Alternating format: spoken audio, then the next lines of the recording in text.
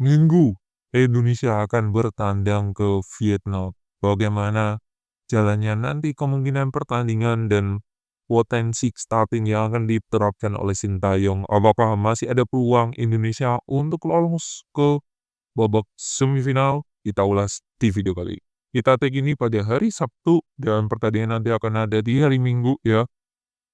Vietnam akan menjamu Indonesia. Kalau kita lihat secara peringkat, memang Indonesia berada di rank 1 di grup B dengan poin 4. Tapi dengan catatan, Vietnam ini baru main 1 match di rank 2 dengan 3 poin.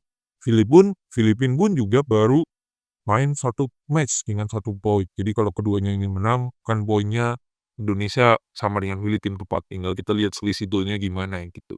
Nah, harus diakui lawan Laos draw itu imbang merasa kalah sih. Jadi harusnya bisa menang tapi ya sudahlah. Nah, PR-nya adalah nanti di saat menghadapi Vietnam, ada beberapa hal catatan yang kita perlu garis bawahi. Satu, Vietnam di match kedua dia nggak main. Jadi bisa dikatakan mereka punya masa istirahat yang lebih panjang. Ya, itu. Mereka punya masa istirahat lagi. Terakhir main mereka tanggal 9.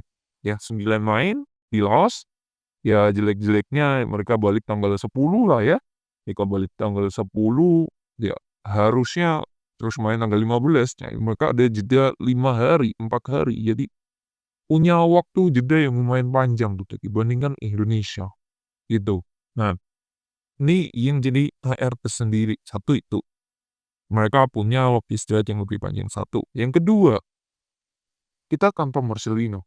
Nah, kita tidak bisa memungkiri dari skuad yang dibawa oleh Sintayong didaftarkan dalam AFF, semua pasti akan menggantungkan beban pada Marcelino. Wah, Marcelino oke, apalagi di kualifikasi Piala Dunia kemarin, lawan Arab terakhir cetak gol dan pasti banyak yang namanya apa ya, eh ekspektasi terhadap Marcelino.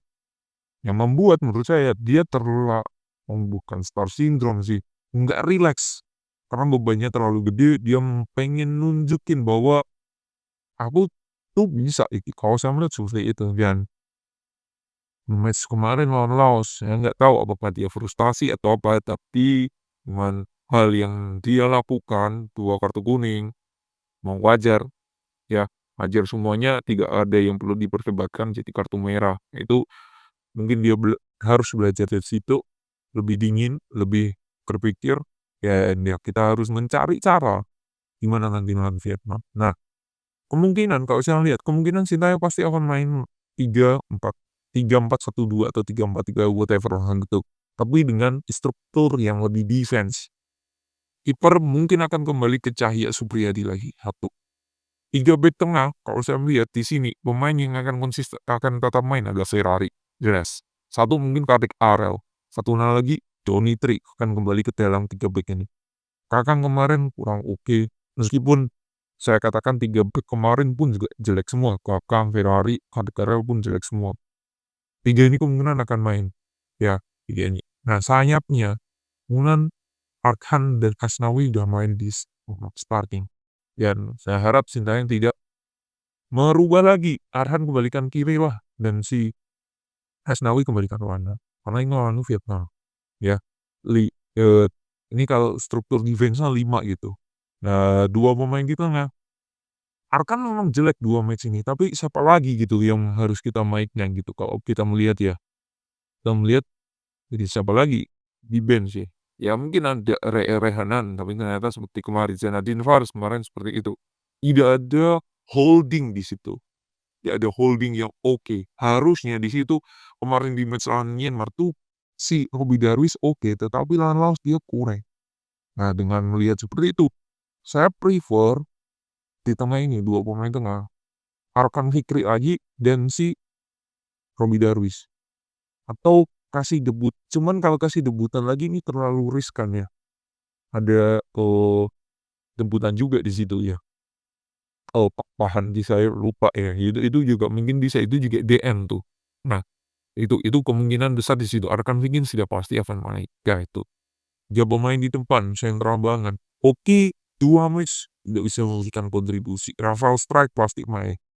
Kalau saya melihat di sini, lawan Vietnam, butuh pemain yang memang, punya spirit yang kuat. Kalau saya lihat di sini, nama Zlatan, Rafael Struijk, dan juga Ronaldo Kuate. Oke, mungkin akan main sebagai cadangan aja. Kalau saya lihat seperti itu sih pemain yang akan kiranya main ya di lawan Vietnam nanti. Kenapa? Karena Vietnam pasti akan lebih agresif pressing-pressingnya. Laos kemarin tidak agresif karena dia hanya mereka itu disiplin aja, disiplin menjaga posisinya. Nah, zona markingnya oke. Dan harus diakui passing-passingnya Laos tuh lebih oke daripada Indonesia kemarin. Jadi itu PR-nya. Nah, Indonesia ini harus lebih klinis, lebih santai, kombinasi 1-2-nya, ruang-ruang kecil itu juga oke ya. Harusnya seperti itu dan saya berharap nanti yang main di tengah dan juga dirijen yang mikirin pola penyerangan itu mainnya berdekatan. Itu sih, itu PR yang harus benahi oleh Timnas lah dan Sintayong tentunya. Passing juga iya. Perihal switch play itu masih oke, tetap oke, bagus kok memang. Switch play-nya ngelawan juga oke, tapi karena sudah terlalu sering dan tengah nggak bisa, ya udah terbaca itu yang dilakukan oleh Indonesia. Yang dalam catatan, 4 gol yang diselesaikan oleh Indonesia, 4 gol ya yang diselesaikan oleh Indonesia, tidak ada dari skema set play. Ini PR banget. Ini PR banget. Ya, itu. Kalau saya melihat di sini lawan Vietnam, don't expect too much lah ya. Semoga Indonesia juga bisa sapu bersih nanti di kandang lawan Filipina. Itu aja sih. Peluang untuk jadi juara grup di grup B ini agak berat sih. Ya mau gimana lagi kalau semisal runner up bertemu dengan juara grup di grup A dan kemungkinan itu Thailand, ya mau nggak mau harus dihadapi. Tapi nasi sudah menjadi bubur dan saya harap kita jangan kasih ekspektasi yang tinggi kepada pemain-pemain kita yang melihat match kemarin lawan Laos seperti itu. Jadi itu semoga lawan Vietnam lebih ada determinasi, lebih ada polanya, dan yang terpenting gak banyak salah error sendiri. Itu aja sih, lawan Laos kemarin banyak banget salah errornya.